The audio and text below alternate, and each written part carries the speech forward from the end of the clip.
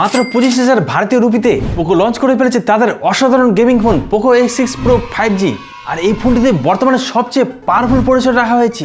MediaTek Dimensity 8300 মতন একটি flagship processor পেয়ে যাবেন। ফুল এইচডির চেয়েও বেশি অর্থাৎ 1.5K রেজলিউশনের অ্যামোলেড ডিসপ্লে রাখা হয়েছে এবং 8GB LPDDR5X RAM এবং 256GB UFS 4.0 মতন বেস্ট কোয়ালিটির র্যাম এবং রমের স্টোরেজ টাইপ দেওয়া হয়েছে। অথচ এই ফোনটার দাম ভারতীয় রুপিতে মাত্র 25,000-এর নিচে রাখা হয়েছে।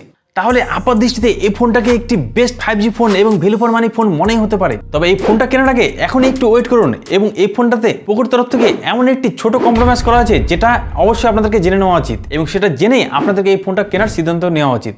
এবং তার সাথে আমরা এটা জেনে নেব এই ফোনটাকে কেন আমি সেরা একটি গেমিং ফোন বলছি। তো ওয়েলকাম বন্ধুরা, আশা করছি আপনারা সবাই ভালো আছেন। আপনারা দেখছেন টেকটি চ্যানেল, আমি দীপঙ্কর নষ্ট করে আজকে ভিডিও শুরু করছি। তো প্রথমে এই ফোনটার প্রাইস জেনে নিচ্ছি। এই ফোনটা ভারতের ই কমার্স ওয়েবসাইট ফ্লিপকার্টে আপনারা কিনতে পারবেন এবং এর বেস্ট ভ্যারিয়েন্ট 8GB 256GB থেকে শুরু হয়েছে। এটা কিন্তু আমার খুব ভালো লেগেছে এবং এই ভ্যারিয়েন্টের দাম ভারতীয় রুপিতে রাখা হয়েছে 26,999 রুপি এবং এর আপার ভ্যারিয়েন্ট 12GB 512GBর মতন ভ্যারিয়েন্টের দাম রাখা হয়েছে ভারতীয় টাকায় 28,999 রুপি এবং এই দুটো ভ্যারিয়েন্টকে আপনারা মিনিমাম 2000 টাকা কার্ড ডিসকাউন্টের মাধ্যমে কিনতে পারবেন। অর্থাৎ এই ফোনটা বেস্ট ভ্যারিয়েন্টে 25,000 ভারতীয় রুপির মধ্যে হতে পারে। তবে এত কম দামে এই ফোনটা লঞ্চ করলেও পোকো এর লুকস এবং ডিজাইনে কোনো কম্প্রোমাইজ করেনি। এই ফোনটার বডি এবং ফ্রেম প্লাস্টিকের তৈরি হলেও এর ব্যাকে ভেগান লেদারের ফিনিশিং আমরা দেখতে পাচ্ছি। তবে এই ভেগান লেদার ফিনিশিং একমাত্র ইয়েলো কালারটিতেই আপনারা পেয়ে যাবেন। বাকি ব্ল্যাক এবং গ্রে এই দুটো কালারে লেদারের ফিনিশিং রাখা হয়নি। এখানে গ্লসি ম্যাট ফিনিশিং এর স্ট্রাকচার দেওয়া হয়েছে, যেটি কিন্তু ঠিক লাগছে আমার কাছে। তবে হ্যাঁ, এখানে একটা আঙুলের ছাপ বুঝতে পারে, তার জন্য আপনাকে ব্যাক কভার লাগিয়ে ফোনগুলোকে ইউজ করতে হবে। তবে এই সমস্যার কথা বলছি না, সমস্যাটা কিন্তু অন্য জায়গায় আছে। হ্যাঁ, সেটাও আমি জানিয়ে দেবো ভিডিওর যে কোনো সময়।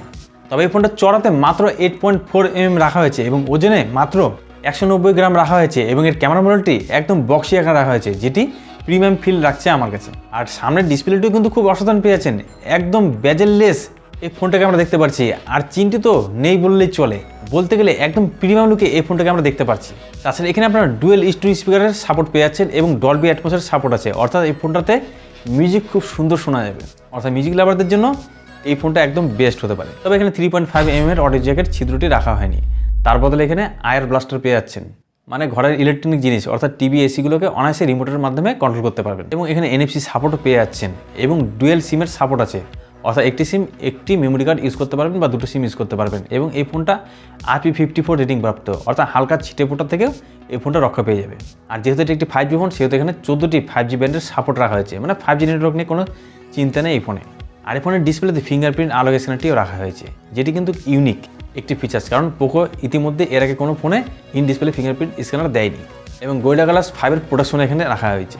আর গেমিংয়ের এক্সপিরিয়েন্সকে ভালো করার জন্য এখানে হ্যাপটিক ভাইব্রেটর মোটর রাখা হয়েছে, যেটি খুব দ্রুত কাজ করছে, সুন্দর কাজ করছে। এবং 5000 mAh ব্যাটারি রাখা হয়েছে, 67 ওয়াটের টার্বো চার্জিং সাপোর্ট রাখা হয়েছে এবং চার্জারটা অবশ্যই বক্সে পেয়ে যাবেন। আর ডিসপ্লে যদি কথা আসে, তাহলে এই ফোনটাতে 6.67 ইঞ্চির ফুল এইচডি 1.5K রেজলিউশনের একটি ভালো কোয়ালিটির ডিসপ্লে রাখা হয়েছে। ডিসপ্লেটি অবশ্যই অ্যামোলেড ডিসপ্লে, যেখানে 12 বিট বিলিয়ন কালারের সাপোর্ট আছে এবং HDR10+এরও সাপোর্ট আছে এবং গোরিলা গ্লাস ভিটাসের প্রোটেকশন তো আছেই এবং ইন ডিসপ্লে ফিঙ্গারপ্রিন্ট আলোক স্ক্যানারটি আছে, যেটি খুব দ্রুত কাজ করছে। তারপরে এই ডিসপ্লেতে 1800 নিটস পিক ব্রাইটনেস পেয়ে যাচ্ছেন, যার ফলে ঘরে বাইরে এই ডিসপ্লেতে কন্টেন্ট দেখতে কোনো সমস্যা হবে না। এবং এখানে PWM ডিমিং টেকনোলজি ইউজ করা হয়েছে, যার ফলে অন্ধকারের ডিসপ্লেটি অটোমেটিকলি আপনার চোখকে অ্যাডজাস্ট করে ব্রাইটনেস প্রোভাইড করবে, অর্থাৎ চোখকে সুরক্ষা রাখবে।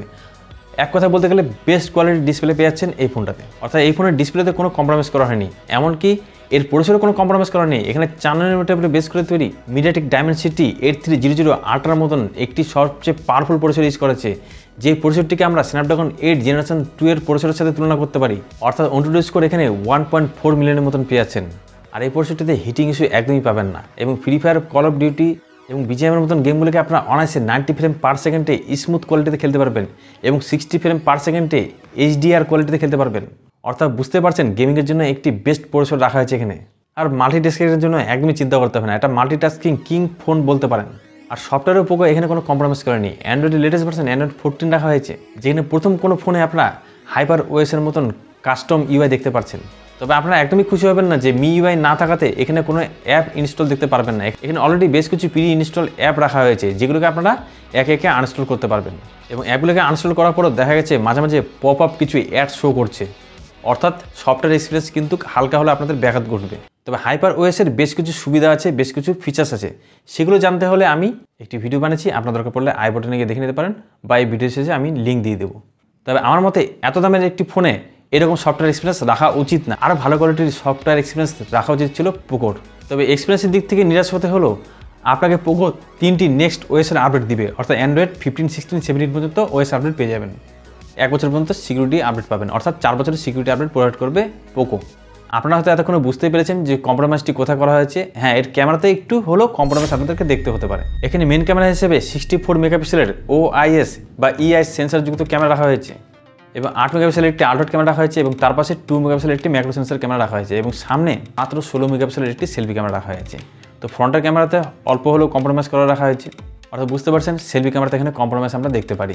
সামনের ক্যামেরার মাধ্যমে মোটামুটি ফটো আপনারা পেয়ে যাবেন এবং মেন ক্যামেরার মাধ্যমে ফটো কোয়ালিটি ঠিকঠাক পেয়ে যাবেন এবং এখানে 4K রেজলিউশনে 30 ফ্রেম পার সেকেন্ডে ভিডিও শ্যুট করতে পারবেন, যেখানে EIS বা OIS এর সাপোর্টও আছে। তবুও বেশ কিছু ইউটিউবাররা এর ক্যামেরার কোয়ালিটি পরীক্ষা করে দেখেছেন, সেখানে ভালো কোয়ালিটির ফটো বা ভিডিও পাওয়া যাচ্ছে না, অর্থাৎ দাম অনুযায়ী এই ফোনের ক্যামেরার কোয়ালিটি তারা ঠিকঠাক পায়নি। যদিও পোকো এই ফোনটাকে কোনো মতে একটি ক্যামেরা সেন্ট্রিক ফোন বলছে না, তারা এই ফোনটাকে গেমিং ফোন হিসেবে লঞ্চ করেছে।